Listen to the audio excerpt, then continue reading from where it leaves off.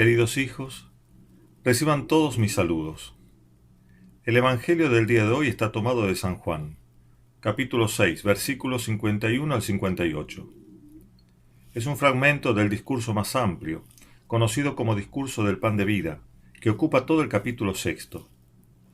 El pasaje que hoy se lee en la misa dice así: Jesús dijo a los judíos: Yo soy el pan vivo bajado del cielo. El que coma de este pan vivirá eternamente, y el pan que yo daré es mi carne para la vida del mundo. Los judíos discutían entre sí, diciendo: ¿Cómo este hombre puede darnos a comer su carne? Jesús les respondió: Les aseguro que si no comen la carne del Hijo del Hombre y no beben su sangre, no tendrán vida en ustedes. El que come mi carne y bebe mi sangre tiene vida eterna, y yo lo resucitaré en el último día.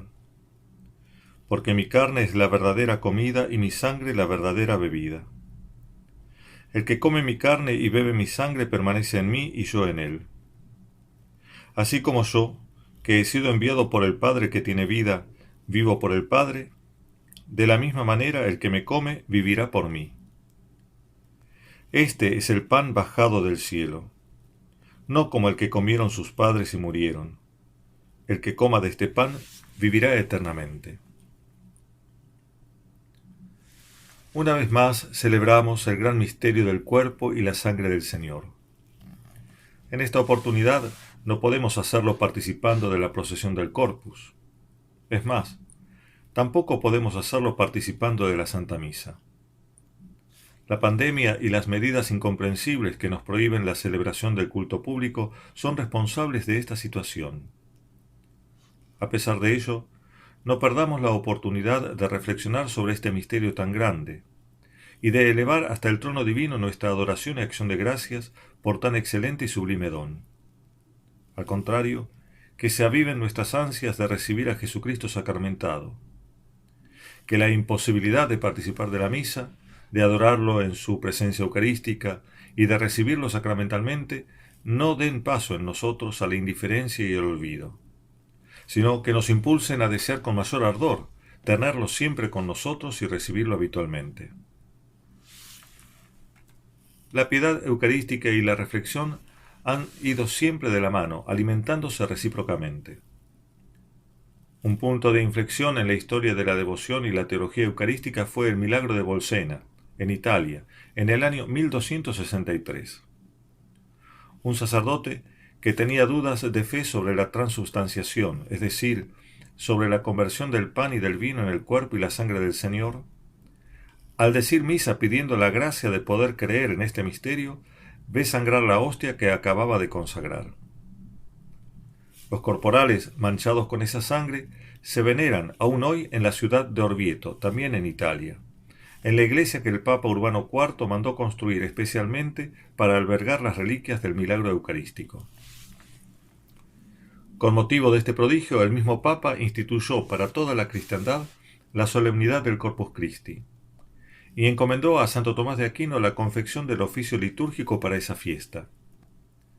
La secuencia de este día, conocida con el nombre de Lauda Sion Salvatorem, que se lee inmediatamente antes del Evangelio, es uno de los 5 himnos eucarísticos, junto con el Pange Lingua, Tantum Ergo, Verbum Supernum Prodiens y Adorte Devote, que brotaron de la piedad y la teología de Santo Tomás en respuesta al encargo pontificio.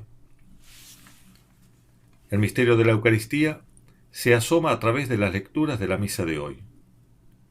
La primera está tomada del libro del Deuteronomio. Allí Moisés exhorta al pueblo elegido a no olvidar los beneficios que Dios les había dado mientras peregrinaba en el desierto en camino hacia la tierra prometida. Entre esas maravillas se enuncia el maná y la roca de la que manó agua para aplacar la sed del pueblo. Pero también se enumeran los distintos infortunios por los que Dios hizo pasar a los israelitas para probar su corazón y enseñarles que no sólo de pan vive el hombre, sino de toda palabra salida de la boca de Dios. Llama la atención que sean considerados beneficios divinos esas múltiples pruebas: el hambre, la desnudez, las guerras, las pestes, las calamidades. Hasta puede parecernos natural que el israelita, no viendo en esas adversidades ningún bien, se haya inclinado espontáneamente hacia aquello que podía saciar su necesidad y quitar su dolor. Y así, de hecho, obró el pueblo elegido, que prefirió volver ante el mal del hambre a Egipto, donde recordaban haber tenido suficiente comida. Pero no tuvieron en cuenta que, al comportarse de este modo, confesaban desear y amar más la esclavitud de Egipto, que era esclavitud de pecado y de idolatría, que a Dios. Ante esta situación, se comprende la exhortación de Moisés. No olviden los beneficios de Dios. No se entreguen nuevamente a la esclavitud.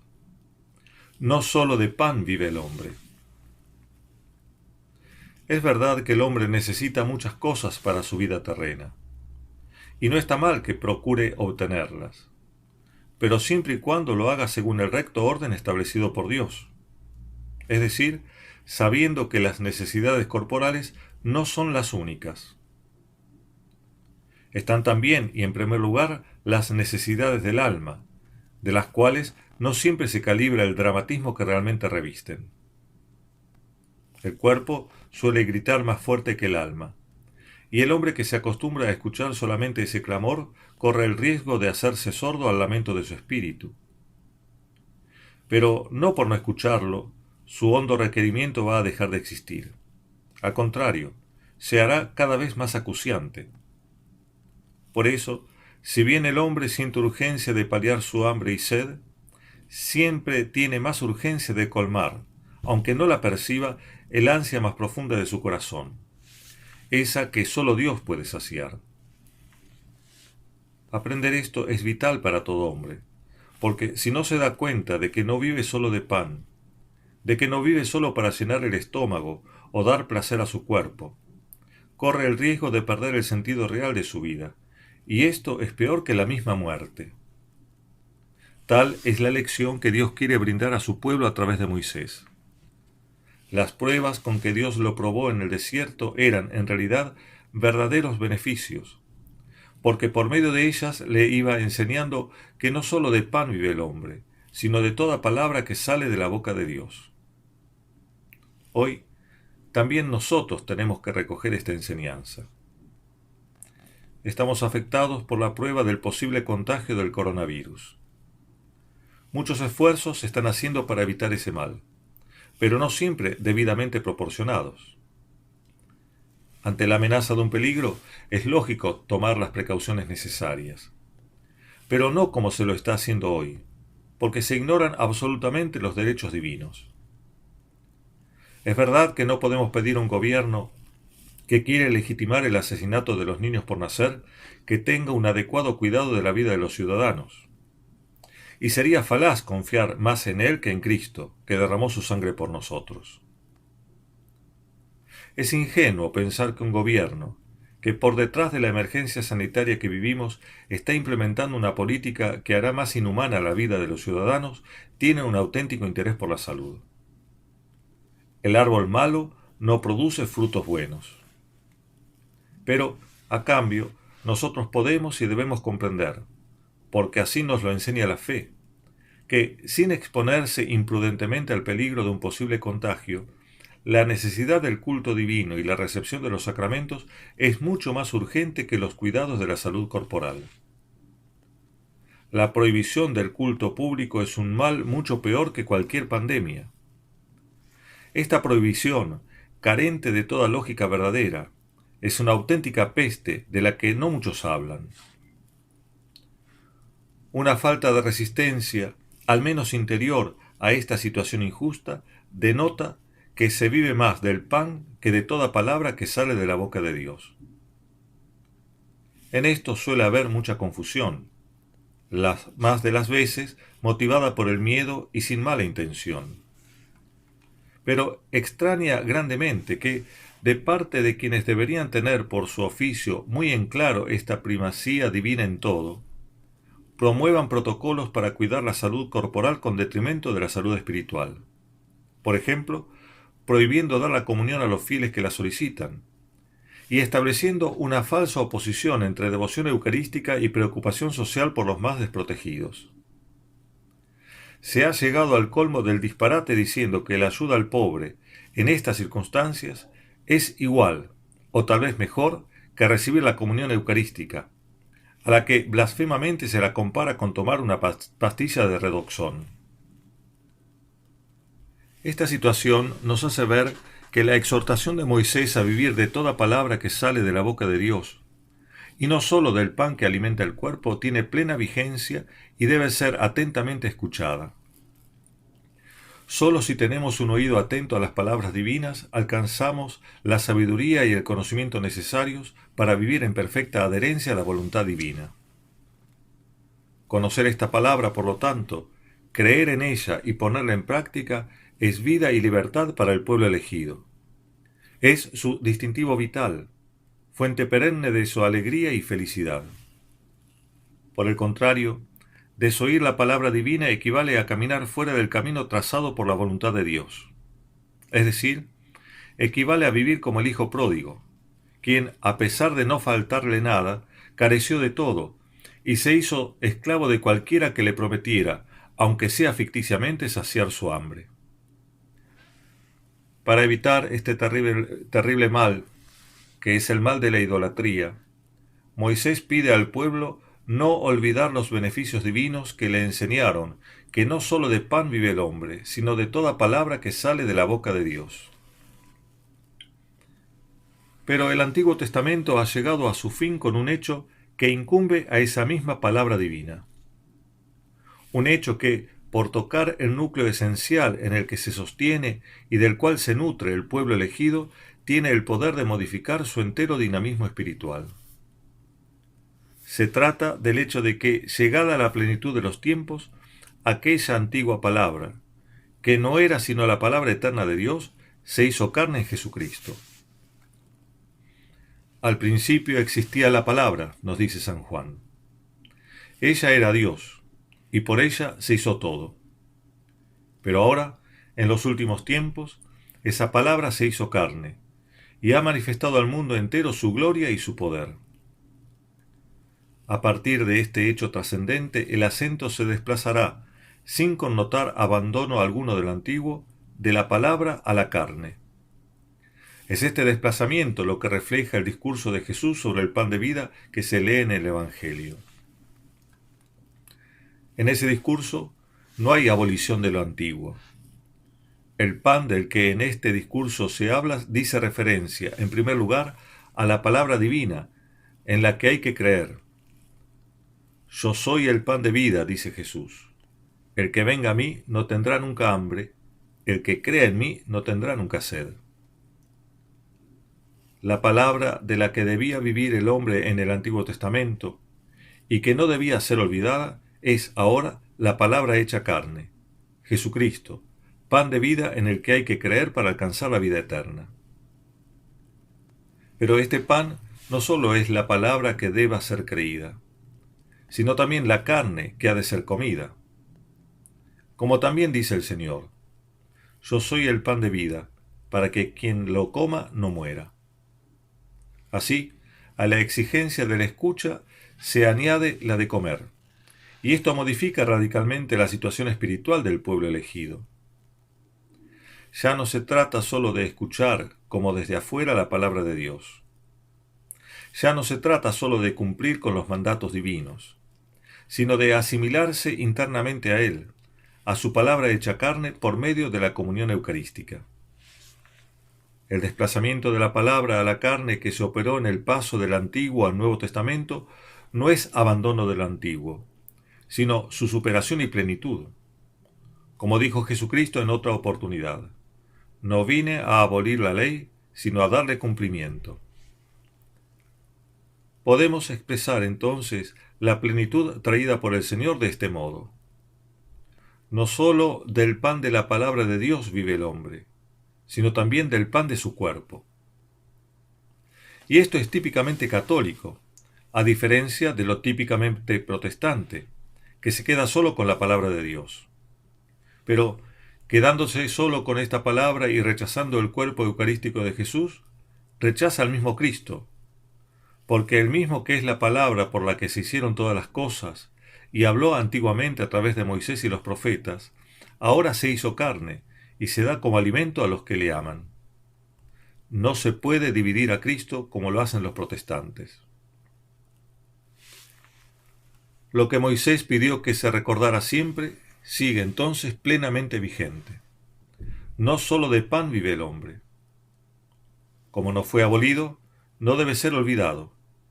Por esto, cada vez que las preocupaciones materiales se impongan y lleven al hombre a postergar el cumplimiento de la voluntad de Dios, es necesario recordar que el hombre, por muchas necesidades materiales que tenga, por mucho que esas necesidades sean legítimas, ninguna de ellas puede prevalecer si, para paliarlas, hay que conculcar los mandamientos divinos. Nada puede anteponerse al Señor. Es bueno recordarlo en este tiempo en el que el cuidado de la salud y la imposibilidad de recurrir a los sacramentos no deben hacernos perder de vista que más importante que el cuerpo es el alma y que más urgente que la salud temporal es procurar la salvación eterna. Pero ser cristiano no consiste solo en cumplir la ley y expresar el amor a Dios en la observancia de los mandamientos. El cristianismo no se reduce a una doctrina ni a una moral, aunque evidentemente las incluyan. Ser cristiano es transformarse en Cristo. Ser cristiano y alcanzar la vida eterna exige comer el cuerpo del Señor, unirse a Él por la comunión en el único pan del cuerpo que es la Iglesia. Si antes era imprescindible escuchar la palabra de Dios y ponerla en práctica, ahora, sin abandonar esta exigencia, es necesario también unirse al Señor por la comunión eucarística.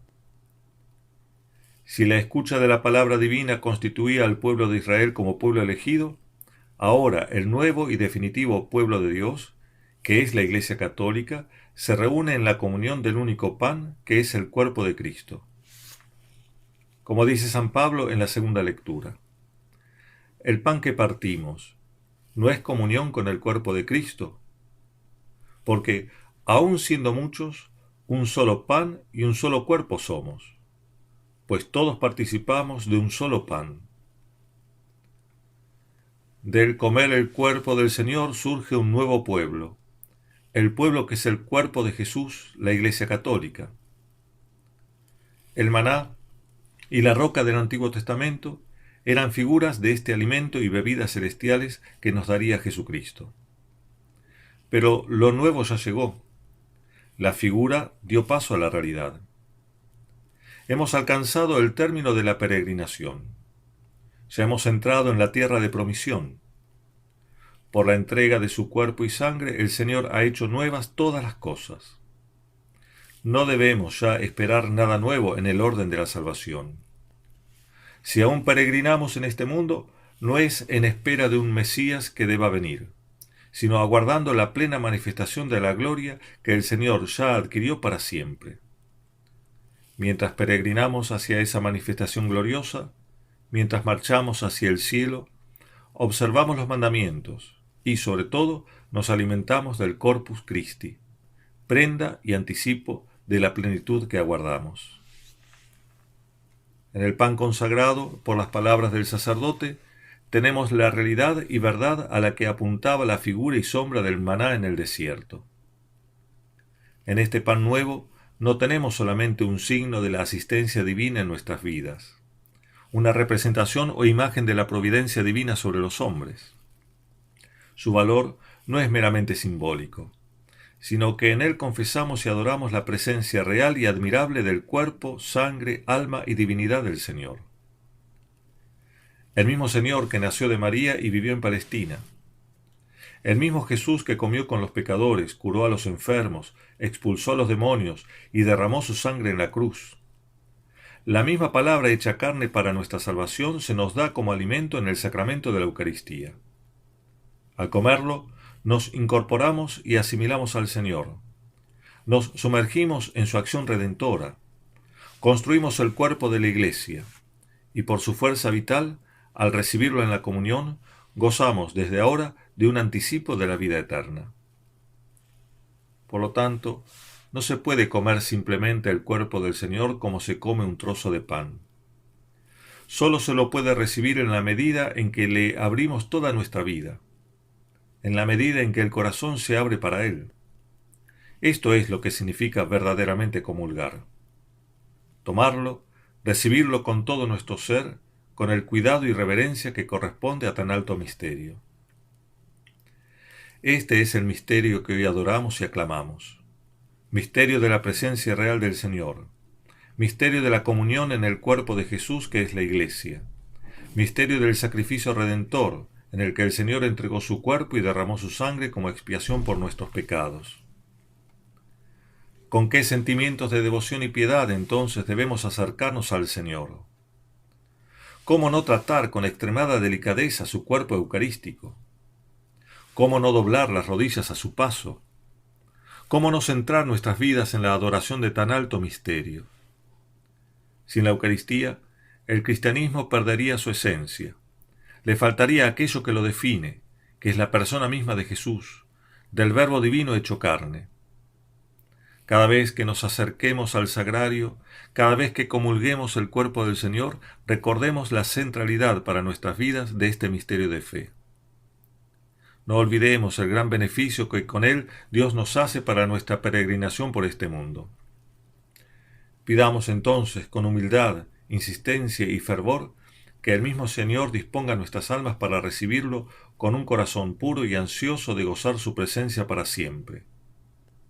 Pidamos, en fin, que pronto podamos volver a su culto público. Que el Señor los bendiga a todos.